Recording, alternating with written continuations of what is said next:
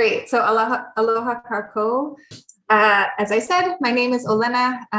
I work with a relatively new nonprofit, Haleakalā Conservancy. And so our mission and goal is to support projects and programs within Haleakalā National Park. So if I could just get like quick show of hands, I know I can't see all of you, but at least for your teachers, how many of you have been to Haleakalā National Park? And maybe if the teachers could like pop it in the chat, just so I could get a sense of maybe percentages in your class, whether it's up for sunrise or sunset, or going for a hike up at the summit or out in the Hulu district.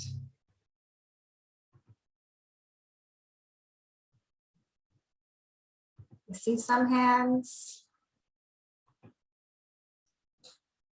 9 or 12. Okay, cool. Awesome. Thank you. It's just always nice to know sort of the audience that I'm speaking to when it comes to the park, because the park is quite large and quite expansive when we look at what it covers.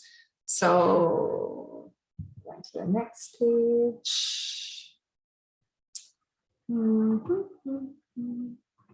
Sorry, y'all, my screen was frozen. That's the wrong way. There we go. Okay, so Haleakalā National Park, it spans 33,000 acres of our island.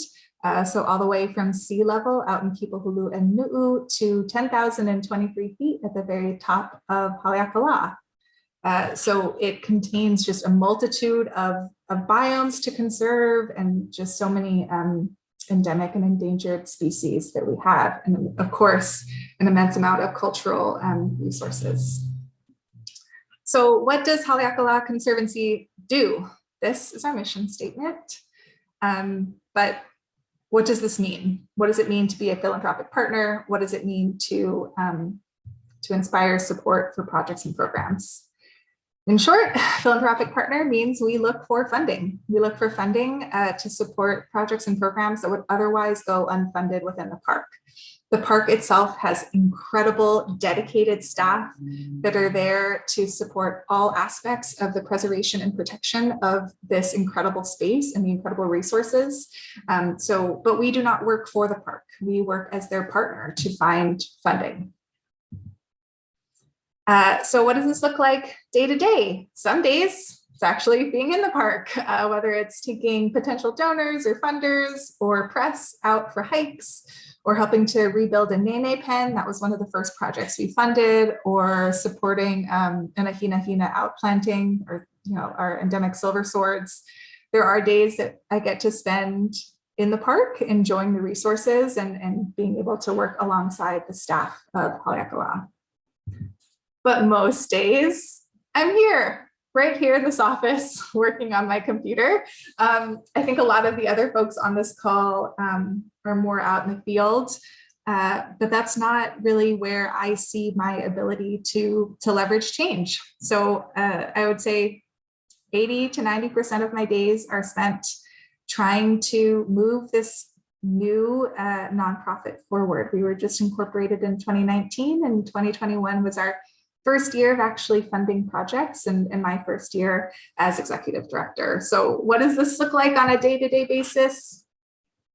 Lots of stuff. We wear lots of hats here. I should also note that as we are a new nonprofit, we're small. It's just myself and a lovely AmeriCorps intern. So the two of us have to wear many hats in the running of this nonprofit as we get up and going. I should also note that we have really big goals and intentions to continue to support our park. Most other national parks across the US have philanthropic partners like us, and so we're just here to fill that gap on Maui. So why do I do this work, and why do I love it so much? These are photos of me when I was little, born and raised here on Maui. So the first is a photo of my brother and I at Hulua Cabin. The second, walking in a field with Nene. I love this park. I love this island, and it's an honor to be able to support it.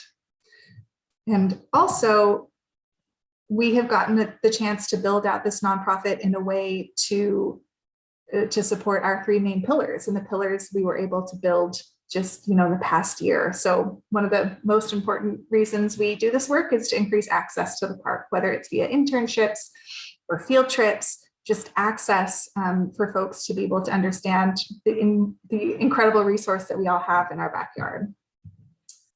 Our second pillar is preservation of our cultural resources. For myself as a Kanaka Oiwi, for anyone that lives here on the island or is visiting the island, it's critically important that we understand and are able to educate anyone, you know, residents and visitors alike, about what needs to be preserved and what is sacred here within the space. And last, but certainly not least, is the conservation of our endangered species. It is the #1 priority of the park to help protect our endangered species. Haleakalā has a really sad distinction of being the US national park with the most endangered species of any other national park. So this photo here is of our kiwikiu, our Maui parrotbill, of which there are only 150 individuals or less left out in the wild. So they're really on the brink of extinction. And so we're trying to fund projects to help save them. So there's so much to do within this space. This is just my role as executive director of Hawaiian Conservancy. It took a somewhat circuitous path, and I won't kind of belabor this point, but I left Maui after high school and got a couple degrees along the way in environmental science and education, and served in the Peace Corps. But all of this to say, you don't have to do any of this. You don't have to leave the island whatsoever. You don't have to you know, get multiple. Minute and a half. Sorry. No, thank you. You know, you don't have to get a degree in this, whether you want conservation to be your career or whether you want to just conserve what's around us because you care about our, you know, native ecosystems and our endemic species. You can begin this work now. And that's really how I began right here on Maui. So I'm really looking forward to hearing from the rest of our speakers as well. So I won't use up any more of your time, but just to say thank you so much for your time and attention. If you have any questions about Haleakalā or Haleakalā Conservancy, ping me. Mahalo.